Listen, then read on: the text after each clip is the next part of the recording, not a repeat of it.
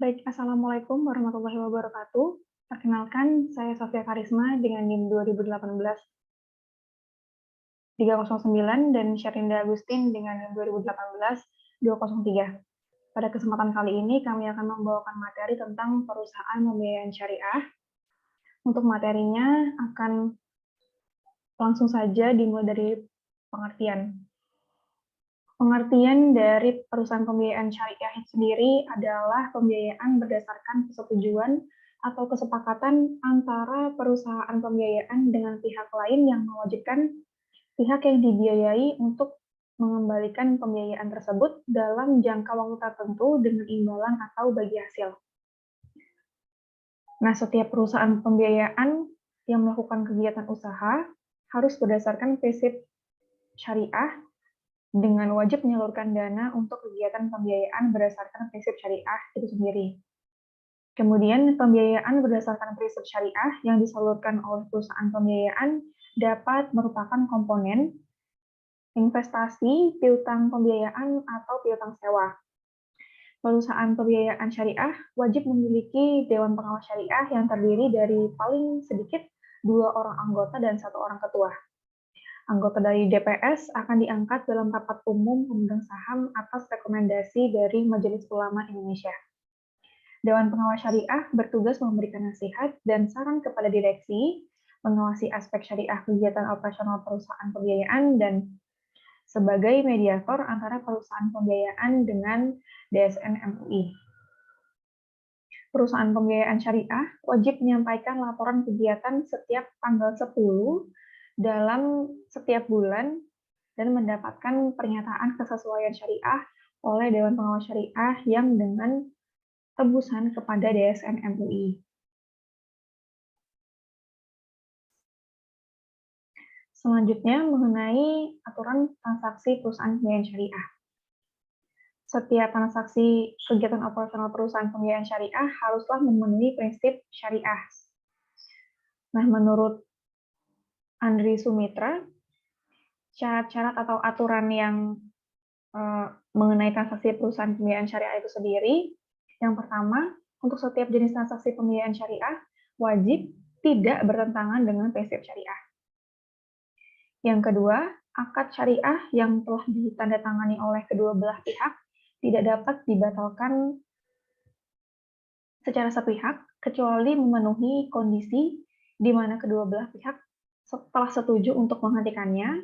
Akad bertentangan dengan prinsip syariah atau akad batal demi hukum karena timbul kondisi hukum yang dapat menghalangi pelaksanaan atau penyelenggaraan akad. Selanjutnya yang ketiga, untuk setiap jenis transaksi pembiayaan berdasarkan prinsip syariah, setiap pihak yang bertransaksi wajib memiliki kecakapan dan kewenangan untuk melakukan perbuatan hukum baik menurut syariah maupun peraturan perundang-undangan yang berlaku. Masih di aturan mengenai transaksi perusahaan pembiayaan syariah. Nah, yang keempat ada untuk setiap jenis transaksi pembiayaan berdasarkan prinsip syariah, sebagaimana diatur dalam peraturan ini, maka wajib dilaksanakan tanpa unsur paksaan di antara para pihak yang berangkat atau bertransaksi.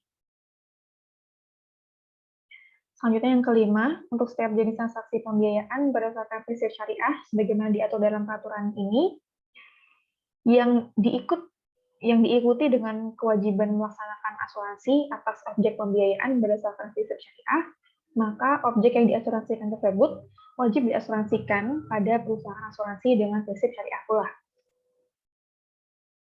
Nah, yang terakhir ada pencatatan akuntansi untuk setiap jenis transaksi pembiayaan berdasarkan prinsip syariah sebagaimana diatur dalam peraturan ini wajib disusun berdasarkan pernyataan standar akuntansi keuangan yang berlaku.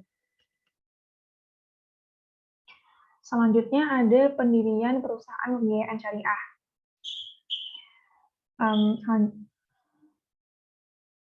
Bersumber dari Andri Sumitra dengan judul buku Bank dan Lembaga Keuangan Syariah, edisi pertama.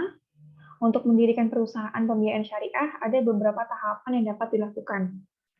Yang pertama, calon mengajukan permohonan izin usaha sebagai perusahaan pembiayaan kepada Menteri Keuangan dan Ketua Bapepam LK. Selanjutnya, dari Ketua Bapepam LK akan diteruskan kepada Biro P3. Biro P3 ini kemudian akan memeriksa kelengkapan dokumen persyaratan izin usaha PP sesuai dengan peraturan PMK nomor 84/PMK nomor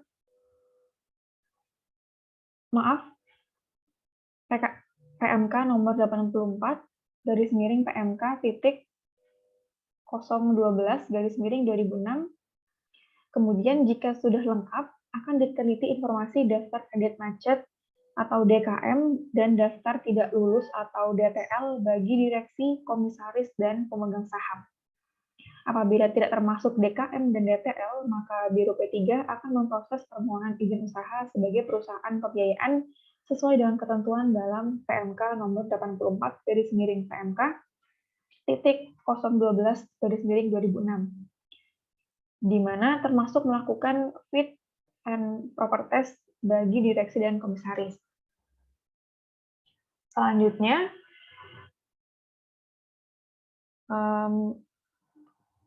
Biro P3 akan memberi pertimbangan menerima atau menolak permohonan izin usaha dari PP.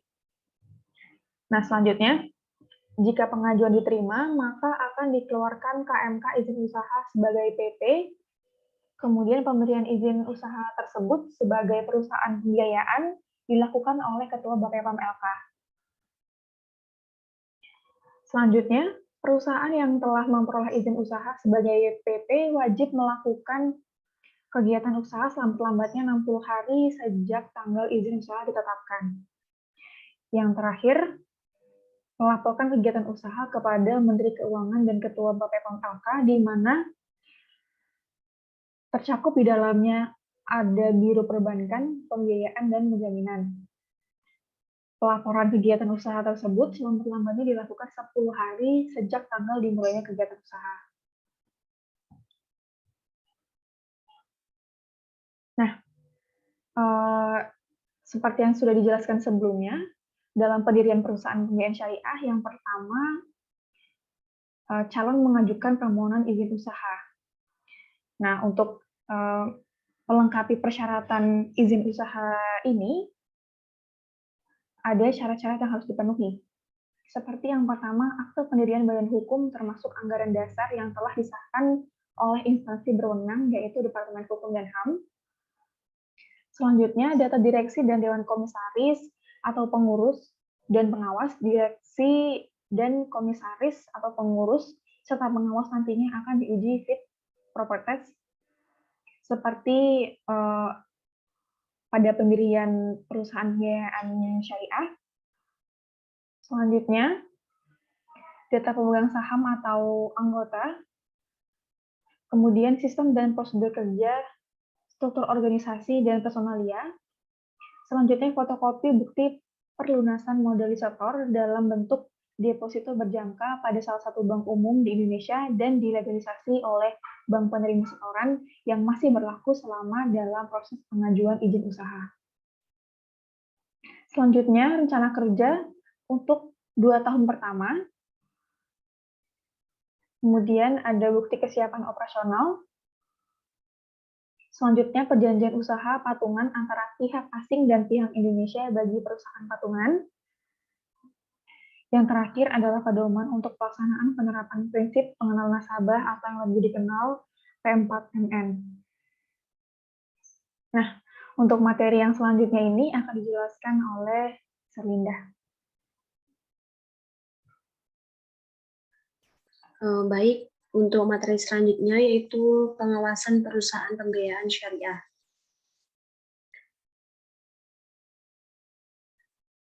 Nah, pembinaan dan pengawasan kegiatan usaha perusahaan pembiayaan secara kelembagaan dilakukan oleh Menteri Keuangan yang meliputi penarikan pinjaman luar negeri, penyaluran pinjaman yang bersumber dari Orinots, kualitas aktiva produktif, dan kebenaran serta kelengkapan laporan. Sedangkan pembinaan dan pengawasan dari sisi pemenuhan prinsip syariah dilakukan oleh Dewan Syariah Nasional MUI yang menempatkan Dewan Pengawas Syariah atau DPS di masing-masing perusahaan pembiayaan syariah. Pada perusahaan pembiayaan syariah, pengawasan dan pembinaan yang dilakukan meliputi sumber pendanaan. Bagi perusahaan pembiayaan yang melakukan kegiatan usaha berdasarkan prinsip syariah, wajib diperoleh berdasarkan prinsip syariah. Kemudian sumber pendanaan perusahaan pembiayaan syariah wajib diperhitungkan sebagai komponen dalam menghitung gearing rasio perusahaan pembiayaan. Sumber pendanaan tersebut dapat diperoleh melalui bank atau badan usaha yang lainnya, baik dari dalam maupun luar negeri dengan menggunakan akad yang sesuai dengan prinsip syariah. Akad yang diterapkan pada sumber pendanaan itu antara lain, yang pertama, pendanaan mudharabah mutalaqah atau unstructured investment, yaitu pendanaan yang diperoleh perusahaan pembiayaan melalui akad kerjasama dengan pihak lain yang bertindak sebagai penyandang dana atau sahibul mal, di mana sahibul mal tersebut membiayai sebesar 100% modal kegiatan pembiayaan untuk proyek yang tidak ditentukan oleh perusahaan pembiayaan. Dan keuntungan usaha tersebut dibagi sesuai dengan kesepakatan yang dituangkan dalam akad. Kemudian yang kedua, yaitu pendanaan mudharabah musyarakah yang diperoleh perusahaan pembiayaan melalui akad kerjasama dengan pihak lain yang bertindak sebagai penyandang dana atau sahibul mal, di mana sahibul mal tersebut membiayai 100% modal kegiatan pembiayaan untuk proyek yang telah ditentukan oleh perusahaan pembiayaan. Dan keuntungan tersebut dibagi sesuai dengan kesepakatan yang dituangkan dalam akad. Kemudian yang ketiga, ada pendanaan mudharabah musyarakah yang dimana diperoleh perusahaan pembiayaan melalui akad kerjasama dengan pihak lain yang bertindak sebagai penyandang dana atau sahibul mal, di mana sahibul mal dan perusahaan pembiayaan selaku pengelola atau mudharib itu turut menyertakan modalnya dalam kerjasama investasi dan keuntungan usahanya dibagi sesuai dengan kesepakatan yang dituangkan dalam akad. Kemudian yang keempat, ada pendanaan musyarakah atau equity participation yang diperoleh perusahaan pembiayaan melalui akad kerjasama dengan pihak lain untuk usaha tertentu, dan di mana masing-masing pihak memberikan kontribusi dana dengan ketentuan bahwa keuntungan dan resiko yang akan ditanggung bersama sesuai dengan kesepakatan yang dituangkan dalam akad. Kemudian yang terakhir ada pendanaan lainnya yang sesuai dengan prinsip syariah. Next. Selanjutnya ada pengembangan perusahaan pembiayaan syariah. Lembaga pembiayaan financial institution di Indonesia mulai berkembang dengan dikeluarkannya deregulasi 27 Oktober 1988 atau Pakto 88 dan paket deregulasi 20 Desember 1488.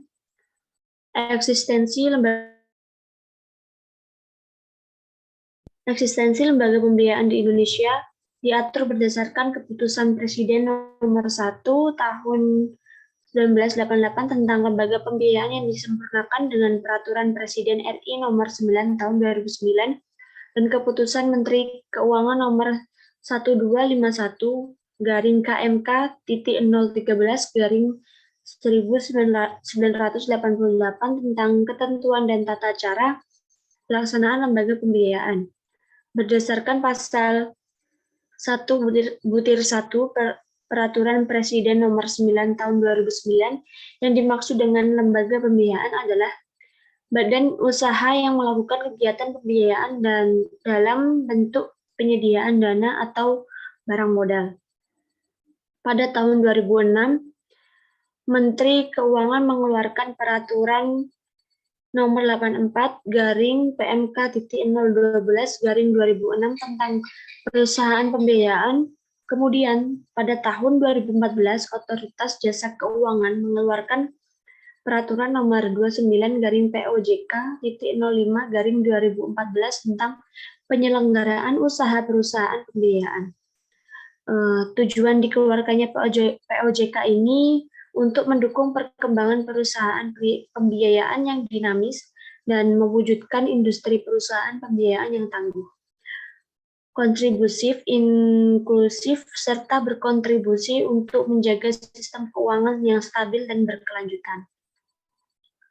Terkait dengan perusahaan pembiayaan syariah, untuk memberikan kerangka hukum yang memadai dan menjalankan aktivitasnya, pada tahun 2007, Ketua Badan Pengawas Pasar Modal atau BAPEPAM dan Lembaga Keuangan mengeluarkan 2 peraturan, yaitu Peraturan Nomor PER-03 garing BL garing 2007 tentang kegiatan perusahaan pembiayaan berdasarkan prinsip syariah dan Peraturan Nomor PER-04 garing BL 2007 tentang akad-akad yang digunakan dalam kegiatan perusahaan pembiayaan berdasarkan prinsip syariah. Selanjutnya, berdasarkan pasal 1,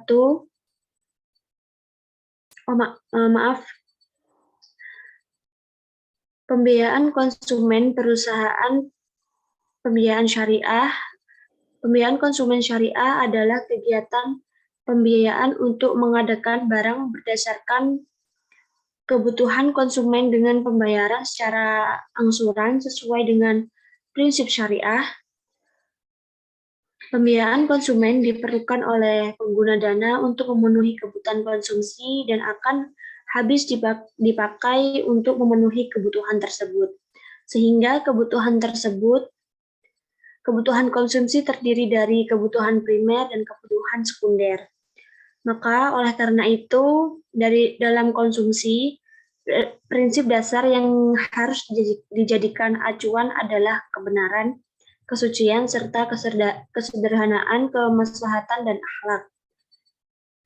Pembiayaan konsumen sendiri adalah kegiatan pembiayaan untuk pengadaan barang berdasarkan kebutuhan konsumen dengan pembayaran secara angsuran sesuai dengan prinsip syariah.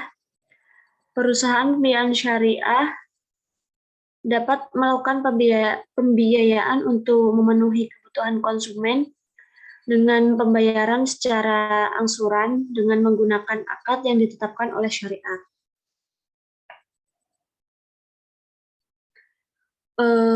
Secara umum, prosedur pembiayaan konsumen syariah dapat dilakukan sebagai berikut. Yang pertama,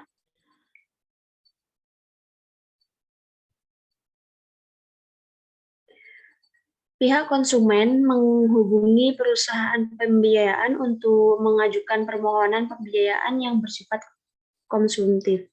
Next. Kemudian yang kedua, perusahaan pembiayaan dan konsumen menyepakati kontrak sesuai dengan akad yang sesuai dengan kebutuhan konsumen dalam dokumen tertulis yang secara jelas menerangkan syarat dan ketentuan yang telah disepakati. Kemudian yang ketiga,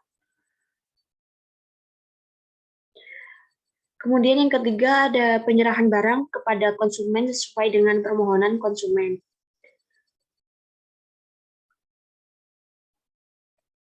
Kemudian yang keempat, konsumen membayar kepada perusahaan pembiayaan sesuai dengan kesepakatan kontrak. Terima kasih. Cukup sekian materi yang dapat kami sampaikan.